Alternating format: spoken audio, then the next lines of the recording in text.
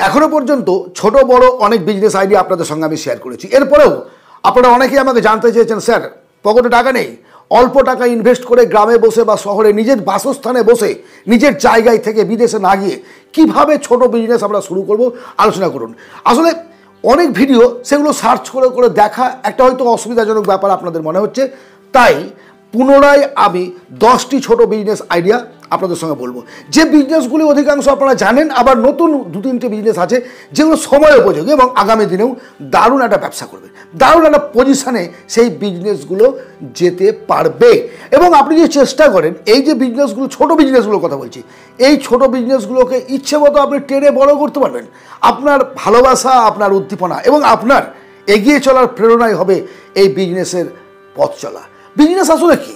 Business হচ্ছে আপনার ভালোবাসার একটা জিনিস, সেটা জোর করে কিছু হয় না, অনেক বুদ্ধি লাগে, অনেক টাকা লাগে, এগুলো কিন্তু নয়। যেটা লাগে সেটা হচ্ছে ভালোবাসা। আপনি যখন কাজ করতে শুরু করবেন না, তখনই কিন্তু আপনার অটোমেটিক্যালি বুদ্ধি খুলে যাবে।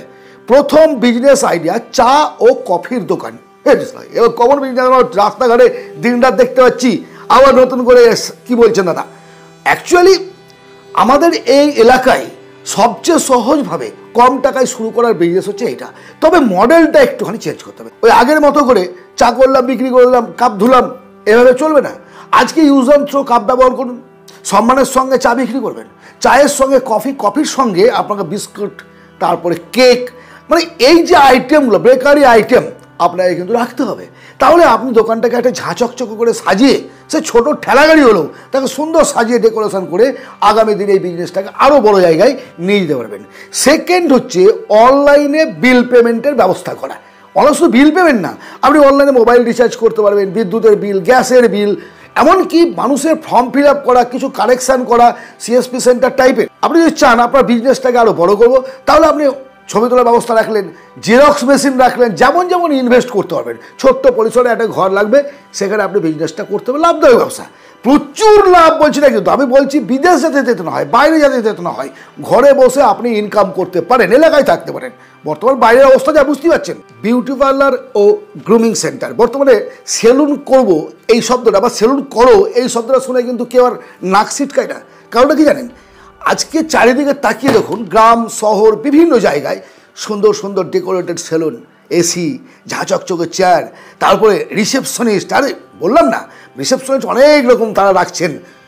আমি জানি না কাটতে, আমি হেয়ার স্টাইল করতে জানি না, দাড়ি কাটতে জানি না, ভালো কথা, আপনি কিছু লোককে সেখানে নিয়োগ করুন, 2-3 জন রাখলেন, যেমন ইনকাম হলে একটা পার্সেন্টেজ তাদের দিলেন বা মান্থলি বেতন করে দিতে পারেন।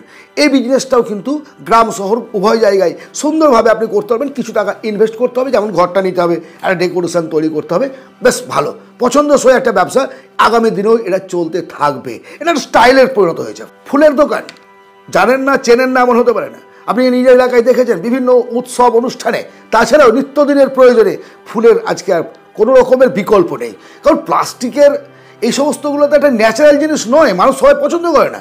এবং ঘরের পুজো টুজো ইত্যাদির ক্ষেত্রে ওই প্রাকৃতিক ফুলের ওপরেই জায়গা কমে যাচ্ছে, মানুষের ফুল লাগানোর, ফুলের গাছ লাগানোর অবসরও নেই।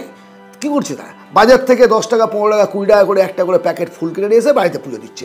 ফুলের বিজনেস করতে পারেন, সেটা কিন্তু খারাপ নয় এবং ইনভেস্ট কম, এগুলো জায়গাও কম লাগে, ইনভেস্টও কম লাগে। নাম্বার 5, ঘরের তৈরি খাবার সরবরাহ।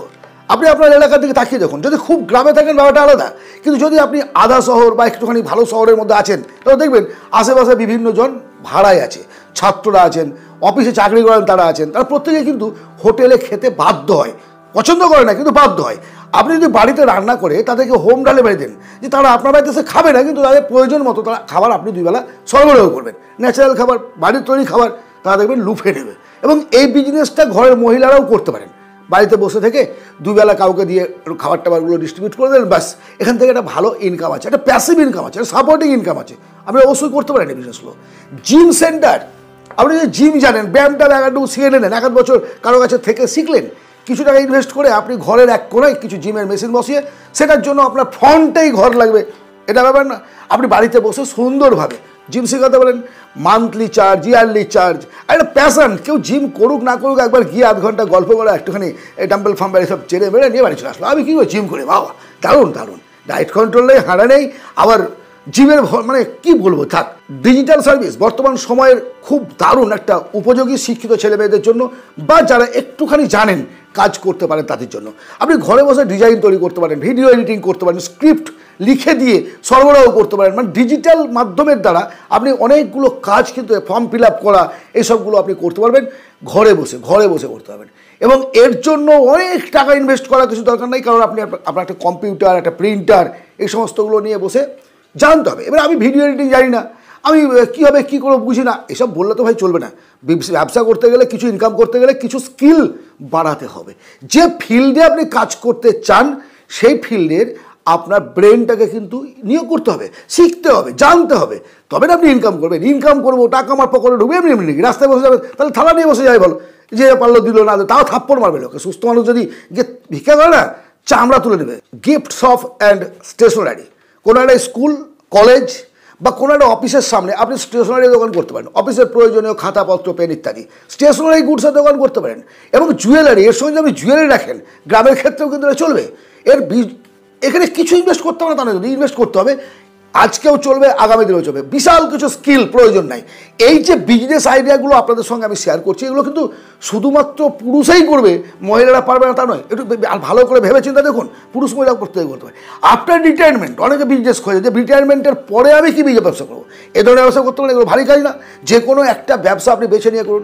আজকের সেরা বিজনেস আইডিয়া সেটা হচ্ছে টিউটরিং। আমি বলেছি বহু জায়গায় কীভাবে টিউটরিং শুরু করবেন, কীভাবে অনলাইনে টিউটরিং করবেন, এই বিষয়ে অনেক ভিডিও আছে। তবুও আজকে বলছি, আপনি টিউটরিং করতে পারেন আপনার মধ্যে যদি কোয়ালিটি থাকে। ক্লাস 1 নার্সারি থেকে শুরু করে 12 গ্র্যাজুয়েশন, আপনার যা কোয়ালিটি, ক্যাপাসিটি, সেই অনুযায়ী আপনি ঘরে বসে ব্যবসাটা শুরু করুন। ঘরে বসে আমি দেখেছি, আমার চেনা পরিচিত অনেক ছেলে মেয়ে আছেন যারা বাড়িতে বসে বেশ ভালো টাকা ইনকাম করেন। তারা, আমি কত টাকা ইনকাম করেন ইত্যাদি ইত্যাদি বলতে চাইছি না, কারণ সেটা আপনিও জানেন। আপনার এলাকায় একজন প্রাইভেট মাস্টার আছেন, তার কাছে আপনি জেনে নেবেন যে কীরকম ইনকাম, বা ফলো করলেই বুঝতে পারবেন ইনকাম আছে। আজকের আলোচনার এই যে 10টা বিজনেস আইডিয়া, কোন বিজনেস আইডিয়াটি আপনার মনে হলো করা যাবে, চলবে, অবশ্যই কমেন্টে জানাবেন আপনার জন্য কোনটা উপযুক্ত বলে মনে হচ্ছে। সব ব্যবসা আপনাকে করতে হবে না, যে কোনো একটা বেছে নিন যেটা আপনার ভালো লাগে, যেমন আপনার পুঁজি আছে, এবং আগামী দিনে এগিয়ে চলুন কুটি কুটি পায়ে ভবিষ্যতের উন্নতির পথে। আজকের এই আলোচনা যদি আপনার ভালো লাগে, অবশ্যই একটা লাইক করবেন, সাবস্ক্রাইব করবেন, শেয়ার করবেন বন্ধুবান্ধবদের মধ্যে। আর এই ধরনের ভিডিও যদি আপনারা চান, বা অন্য ধরনের, সেটা কিন্তু কমেন্টে আমাকে জানাতে ভুলবেন না যে আপনারা কী ধরনের ভিডিও চাইছেন। ধন্যবাদ, দেখা হবে আবার অন্য ভিডিওতে।